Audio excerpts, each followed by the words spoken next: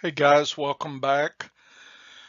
This block of material, we're going to talk a little bit about stem cells, immortalization, how we actually can create cell lines, and then we'll end with a nice discussion about antibodies. I think I've mentioned them before, but we're going to get a little deeper. They are an indispensable tool in cell biology, uh, lots of different uses, and we'll just kind of plant some seeds for some things we'll see later on in this lecture series and in the future as well, and certainly in your inquiries at some point you will have to discuss antibodies, making antibodies, use of antibodies. So let me begin with stem cells.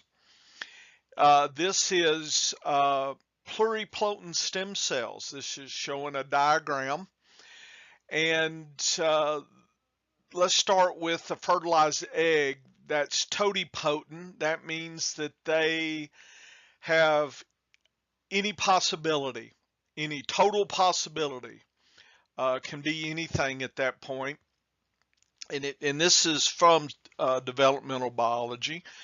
And then we see two doublings, is a 2, 4, 6. I guess three doublings, you've got an 8-cell embryo, and those are still thought to be fairly totipotent. In other words, the genetic changes that make our different organs and tissues have not occurred yet. So in developmental biology, you take that course, there's a whole discussion of that journey, genes being switched on and off based on receiving signals and other kinds of information uh, during, stem cell differentiation, it's called. So differentiation means that one stem cell can become, say, cardiac muscle. Okay, so we move on to the blastocyst stage. Notice the hollow ball stage, and there's an area, germ disc, I believe. It's been a while since I've had embryology, but you can isolate that, and those are said to be pluripotent. In other words, they have multiple fates, but not total. So these are cultured, undifferentiated stem cells at this point. And under certain conditions, they become neural cells, cardiac cells, and blood cells. So a lot of the work on cell culture, I think the future is we can artificially make stem cells and, send them through their journey with different genetic changes and figure out what is the final product. I think in uh, synthetic biologists will be a master of manipulating stem cells and making new tissue, replacement tissue. I mean, it's not all Frankenstein. Be replacement tissue, making new nerves to help people with nerve damage, for instance, or they've got muscle atrophy, then maybe make some new muscles. If they're anemic, maybe we generate new blood cells, that kind of thing. So that's kind of out there when we're talking about cell culture. So you can use the stem cells to have cell growth, and there's a lot of studies that can be done looking at the differentiation, the process going from pluripotent to final product. And so just wanted to throw that out a little bit. This is giving a basic look at cell biology back in the 60s, I believe, this experiment. What they found, and this is leading to immortalization and other kinds of concepts of making new cell lines, not just waiting for some patient to have a tumor and harvesting cells. So what occurs is we have two different cell types centrifuged together with a fusing agent. One of the simplest fusing agents can be glycol, kind of what's in antifreeze. And so what happens if we have a mouse tumor cell, which is immortal, and a human fibroblast we just isolated from a cadaver or some type of biopsy? If we mix those and fuse them, they will actually form a heterokaryon, it's called, where you can see the structure here in this cell has two nuclei. And eventually over time, under selection, selective media only allows them, the mouse and the human hybrids, to grow. So we kill off the individual mouse and the individual human cells, and what's left are these fusion cells, also known as hybrid cells. And then now we've developed new cell lines for further study. And now that they're tumor cells, these hybrids should be immortal. So we've got a further study of a cell line here. And so that's one way to make cells immortal. And I guess it goes back to the question, why don't cells live forever? We've talked about cell culture and primary cells, but again, the problem is they don't grow forever. They become senescent. It's called replicative senescence. That means they pretty much are G0, okay? And so the cells change in shape, the morphology, the levels in gene expression, the metabolism is changed. You can radiate cells, put them under stress, and bring cells into senescence by also triggering various tumor suppressor proteins. So you can do some genetics to manipulate cells to keep them from dividing. At the same time, our chromosomes, and you probably had this in basic biology, have an area called the telomere, or telomeric ends. And part of what happens is the cells divide, getting back to the Hayflick limit, is the chromosomes, our chromosomes shorten, kind of like construction paper. You take some scissors and cut a little bit off at the ends. With each doubling, each mitosis, we lose a little bit of the ends. Eventually, the telomeres are so short, or they're able to be uncapped, in other words, there's special proteins and enzymes there, that that is a pathway to shut down the cell's growth, our tumor suppressors. There's a sensing the cells are old and potentially should not divide anymore. So there's a journey that's triggered into senescence. So telomere shortening process serves as a counting mechanism to limit the number of cells and division of cells. And so that process potentially will shut down tumors. Okay, so clearly cancer cells, tumors, have gone past the mechanism to shut them down.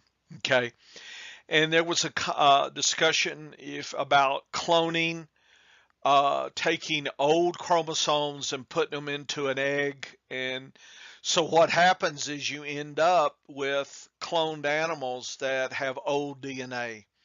And then, I mean, yeah, that can be interesting, but there's probably going to be increased levels of cancer and other kinds of issues, which again could be very interesting having animal models. So that's kind of out there as well. So that's why cells don't live forever. There's a countdown mechanism, okay, with the shortening of the telomeres, okay, and of course, other outside stress or other kinds of gene changes can cause senescence. Why do we have to immortalize? Why do we have to change the cells' activities? Well, again, primary cells will have the shortened telomeres, and after a number of doublings, the Hayflick limit is reached, they'll stop. So either the researcher has to go and get fresh cells from an explanted tissue, get the cells out, study them. And every time you do that, you're going to add variation. So experiments, we like to have variation at a low level, okay, so we can be trustful of the data. So if we had cell lines that were immortal, then there's a understanding that the level of variation is very low. And again, that's why these cell cultures have been generated. That's why they're frozen at -80 and they're stocks. Anybody can take these same cells, repeat your experiments, or do new experiments.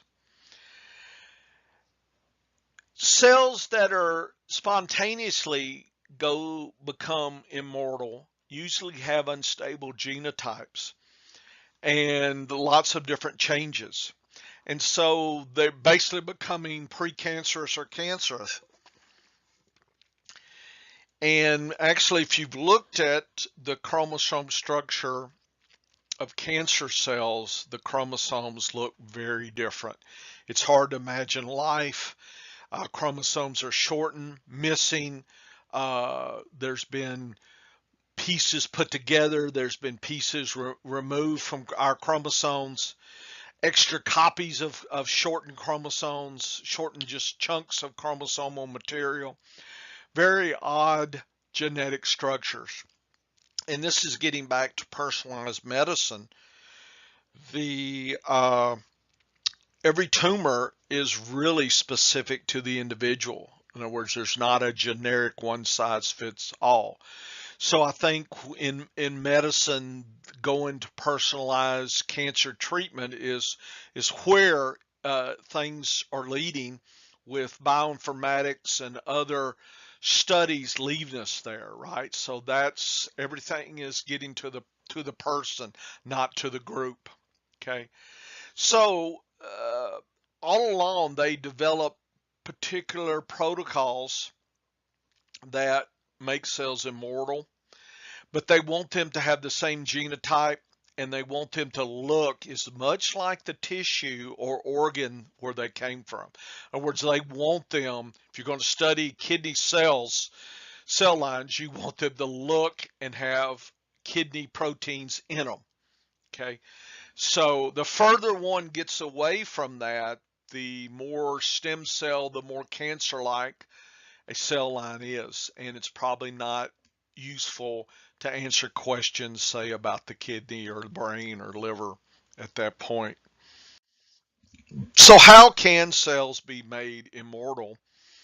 There are actual viral genes, some from Epstein-Barr virus, EBV, simian virus 40, SV40, T antigen, adenovirus E1A, E1B, and the human papillomavirus HPV E6 and E7. All these viruses can infect our cells and make them immortal. They transform our cells into something different. For instance, the papillomavirus, that is the pap smear test. You're looking for evidence of infected cells that have the papillomavirus. Okay, so you're trying to shut down possibilities of serious cancer by early detection. So, and that's by viruses. So viruses, which are non-living, have and carry proteins in that cause our cells to be immortal and have unconditional growth. So from the virus, the faster cells grow, the more viruses are produced. So there's a synergy there. The more viruses produced, the more it spreads in the population, the more virus. So there's a kind of a selection in virus versus the host, humans. The viruses we have now have been optimized to cause infection in our population. It might be different 10, 20,000 years ago what the viruses were looking like at there. So we can actually take advantage of that. We can take these viral genes and put them into cells. We can mimic a viral infection. The process is reliable, simple. The problem is they can become unstable. They start having multiple copies of chromosomes, and they'll have a aneuploidy and lose the properties of the original, say, kidney, liver, lung, whatever cells, muscle cells. So what these virus genes code for proteins, so it says virus genes achieve. Well, the virus genes have to be made into proteins by host. These proteins shut down our natural tumor guardians, tumor suppressors that protect our cells and give the signal for death. And so these viruses cut that pathway, and now the cells do not have a signal to die. So they will become immortal. So the best method that we have found to immortalize cells, so again, where we're going is we're trying to take primary cells from liver, kidney, etc., and make them into cell lines for further study. We can also take diseased livers, not necessarily cancer, but other kinds of, like hepatitis, other kinds of diseases that affect livers, maybe some genetic birth defect, kind of defective livers. We can culture those cells and study them, right, to eventually help treat. So the preferred method to immortalize cells is through the expression of the telomerase reverse transcriptase protein, the TERT, T-E-R-T, and those cells that have that are most affected by the shortening the telomere length, i.e. humans. And so you remember we have a shortening with every doubling. So this protein is not active in somatic cells, but when it's expressed, what happens is you stop the shortening and the cells maintain the same length after each doubling. So they never reach the Hayflick limit. Those cells are stable. Shh. Those cells are stable and have a critical phenotypic marker of liver, kidney, whatnot. So again, using and expressing the human TERT gene allows the cells where that's expressed to not have a shortening, not therefore be subjected to the Hayflick limit of replication. The telomerase is a ribonucleoprotein. So when you see that word, it's a complex polymerase, so it's an enzyme. It maintains telomere ends by adding the telomere repeat TTAGGG to the ends.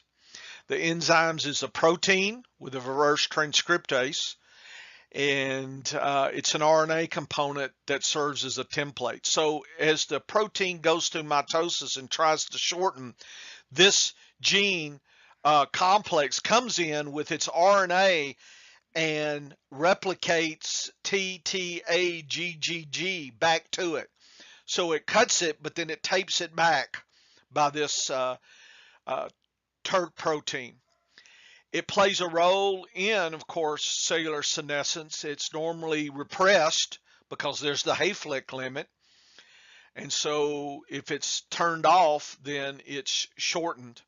Now remember, in development and where you're needing lots of replication, this can come into play for making us a successful embryo. So it was needed at one time, just not when we're born and we have the Hayflick limit. So after we reach a certain point, you don't need that anymore. So I put a little homework, just thought, something for you to think about.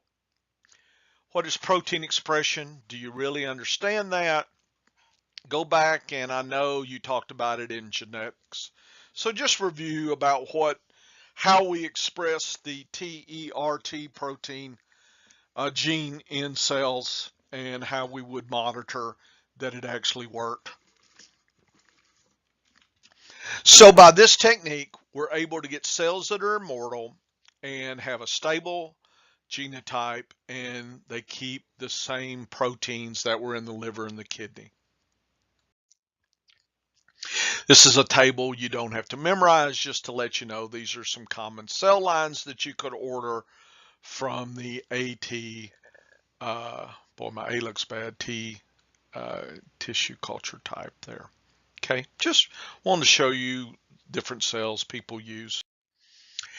So, just to remember, this is just a few slides just to kind of wet your whistle about antibodies, because we're going to be needing that when we talk about flow cytometry is kind of the next big block. This is a review from your microbiology. I know you had cell-mediated and humoral immunity, so I'm just throwing that out for you to understand antibodies, antigens. That's all coming. You'll need to review that and have this back at fingertip knowledge. This is the part of the immune system that generates the antibodies.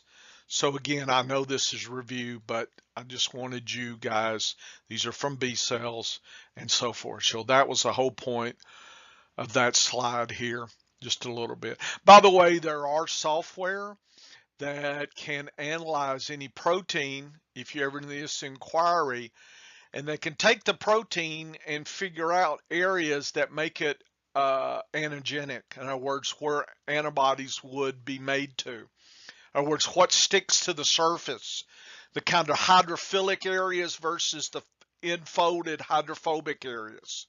So software allows you to predict in a protein areas that antibodies could be made to. So that may come into play later.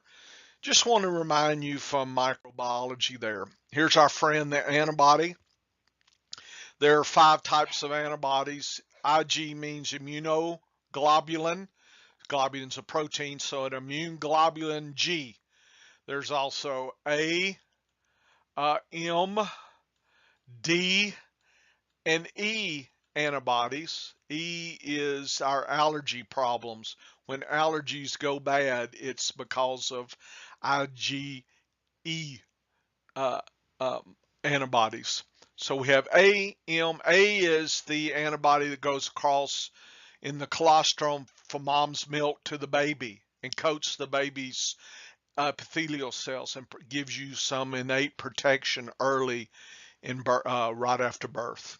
Okay, and again, in immunology class, you'll have to memorize all this. Remember, there was 4 chains. Okay, 1, 2, 3, 4. 2 short, 2 long. There are areas that are variable called VH. There are areas that are constant with a C. So the blue is constant. The C that's in the long chain. The short chain, the constant is the purple, and then the yellow is the variable, and the green is the variable. And so this is the area that your foreign proteins will be interacting with an antibody. So here's the cartoon, and here are all the different antigens that could fit. And I know, and so here's the structures formed by these 2 and their disulfide bridges. Remember the two cysteines, the secondary structure we talked about, and protein structure. There they are. And this is where antigens would bind, and this would attach to a bacteria, virus, an abnormal protein. So that's an antibody structure there. This is just showing the secondary structure. A lot of cysteine, which sulfur disulfide bridges here. And these numbers are the amino acids where these are located.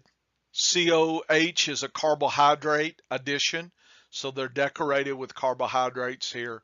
This is where the antigens will bind in this region. The constant versus the variable. Okay, antigen binding here. Okay, antigen binding in that region. Okay. Oh, probably in well, can't go back, but the area below is the constant region, and there's some biological activity in your complement as well. The CDRs, that is the antigen binding regions, okay, are hypervariable. That means there's a lot of variation, which is good. That means we can have antibodies to proteins we've never seen.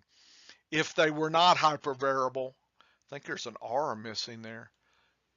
I think that's a mistake in this slide. Hypervariable.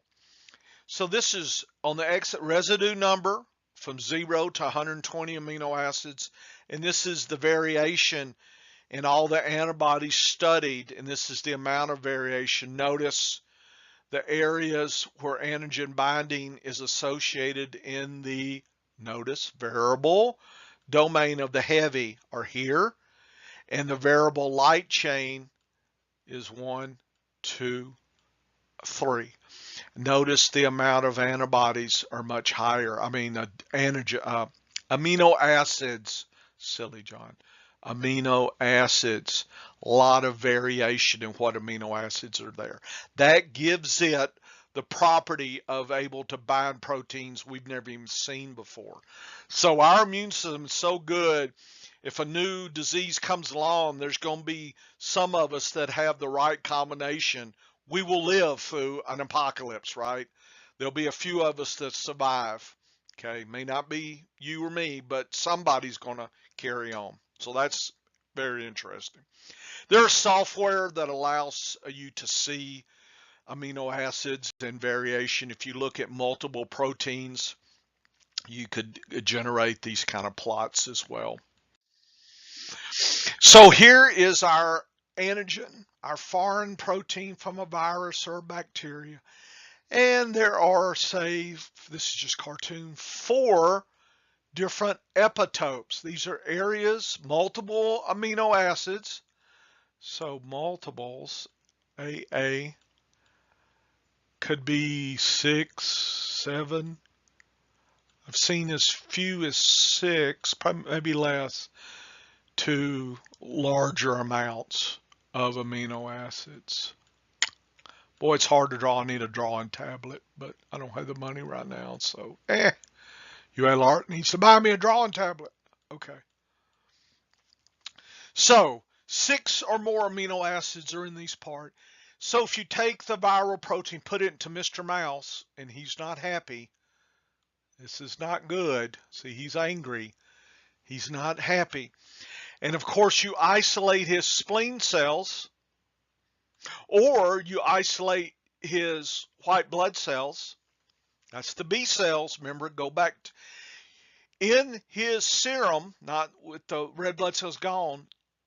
He will have made antibodies to all of these epitopes. That is said to be poly, multiple, clonal antiserum. So if you remember back on your humoral immunity, it's called the clonal selection theory, that multiple clones of B cells exist, and when there's an infection, the clones that are producing antibodies that recognize the antigen are going to be stimulated to grow. They will also stimulate to have memory cells. So that's what a vaccine does. A vaccine gives you memory cells, and that means your immune system can speed up in an infection. If not, it's a race between you and the disease. So I do support vaccination.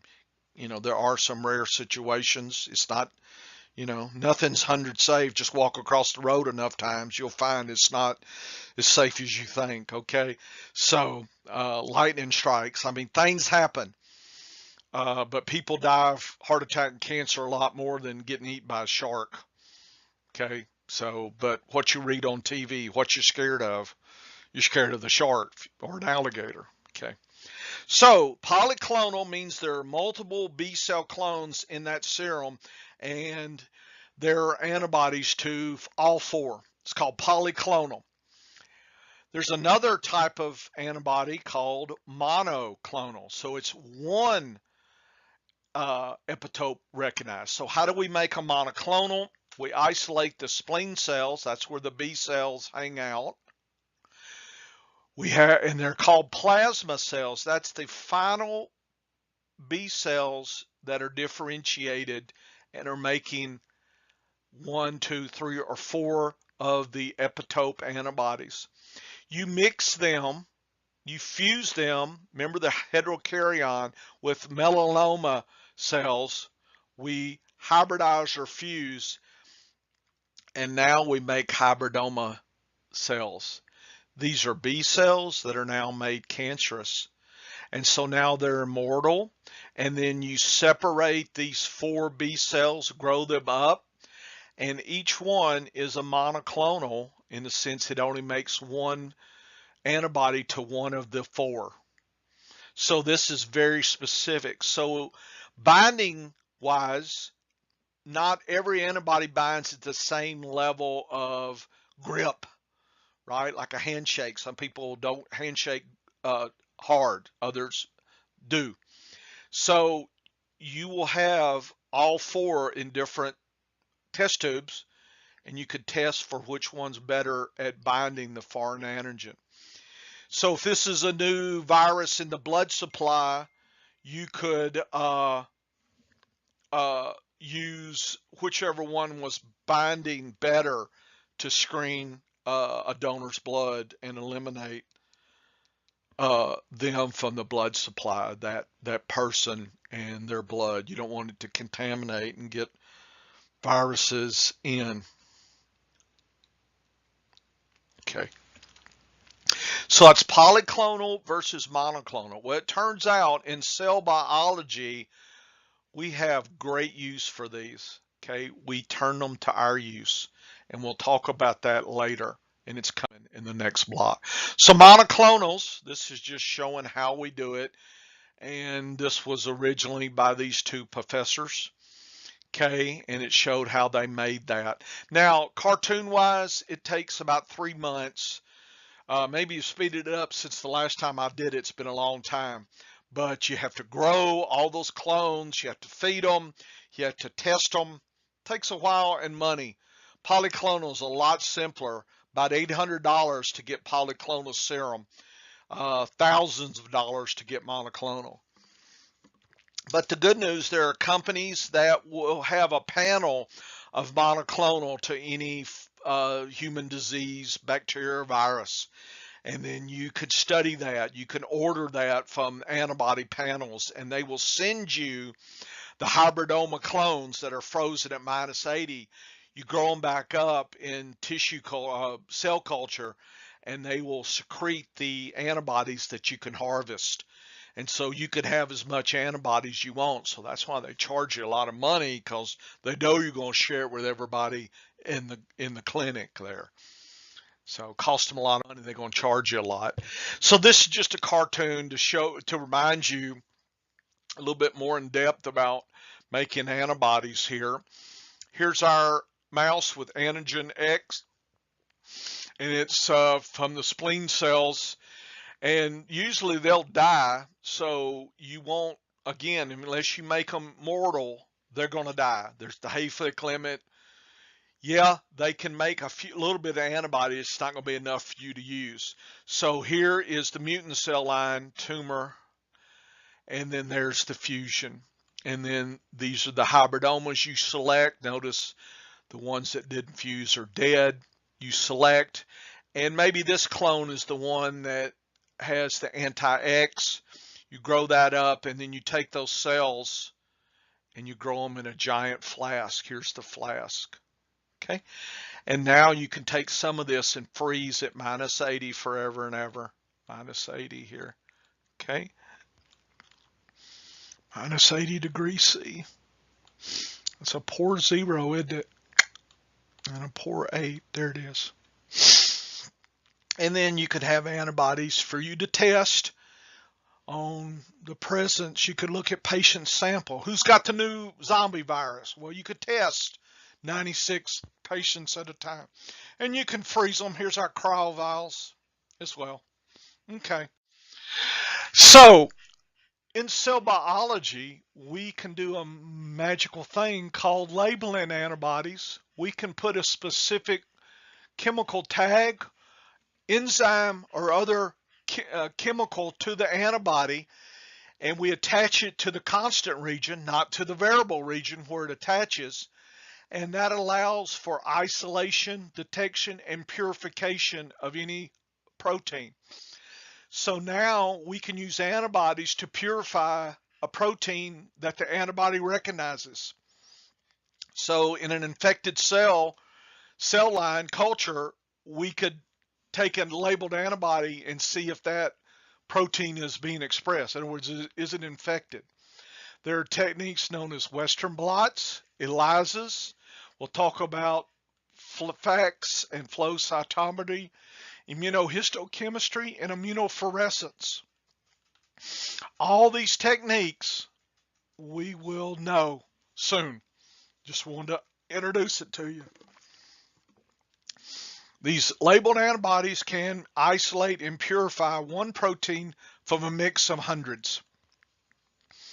So in your blood do you have that virus protein or a cancer specific protein? And so they can be labeled with molecules, radioactive isotopes, enzymatic protein, or fluorescent dyes. Lots of variation. So we can do a lot of studies with labeled antibodies. So this is one of these big concepts, and you can think in your concept map, point to Western ELISAs, FACS, immunohistochemistry, immunofluorescence. You can do the labeling, how it's labeled and detected. Okay. This is my cartoon. Here's a mouse T cell. It has a protein called C3. You purify the mouse T cell, you isolate the C3 protein, and we'll talk about how to do protein isolation by chromatography. So that's a technique coming, but not now, but it's coming. We put that in Mr. Rat, and Mr. Rat makes anti-mouse. See, it's a mouse, but it's a rat. So it's called rat anti-mouse CD3. So rat anti-mouse, RAM. So RAM antibody, rat anti-mouse. So we can purify antibodies by affinity chromatography purification that we will talk about later. Okay, just know we can get those pure proteins, and then we can do a chemical reaction and have a labeled, here's the antibody with a label right there. That green little dot is the label. So we can now detect in any tissue culture or any histological or biopsy, not you would, have it in human. You wouldn't have a mouse T cell, but we could detect it in mice. Okay, so that means we could count the number of mouse T cells. There's a cancer called leukemia where you have a lot of white blood cells. We could get a count of your T cells using this molecule that we've generated, this RAM antibody here. So again, we're going to use this a lot. So that was where we labeled here, this direct labeling. So this is a control where we take normal mouse immunoglobulin where there's no, okay, no, notice no CD3. So in the mouse's blood, think about it, mouse has had fight mouse fever and every disease the mouse has to deal with. He's made antibodies to them. So these are called non-specific anti-mouse. So these are non-specific RAM antibodies. We can label those. And so when we're doing our test for our CD3 in the previous slide, we have to do a control look for non-specific binding. Okay, so see, it's not binding here. We're looking, so this will find any white blood cell in mouse and maybe even other types of cells. So it's not going to give you a lot of information. Only the RAM anti-CD3 would give us specific CD3 mouse cell amounts by the amount of fluorescence here.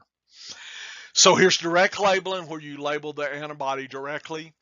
Indirect labeling is where you have a primary antibody, the RAM, and then you come back with a secondary antibody to the primary. So you can take rat antibody, put it into, say, a goat, and the goat will make an anti-antibody. It's getting crazy here. Anti-antibody to rat antibodies.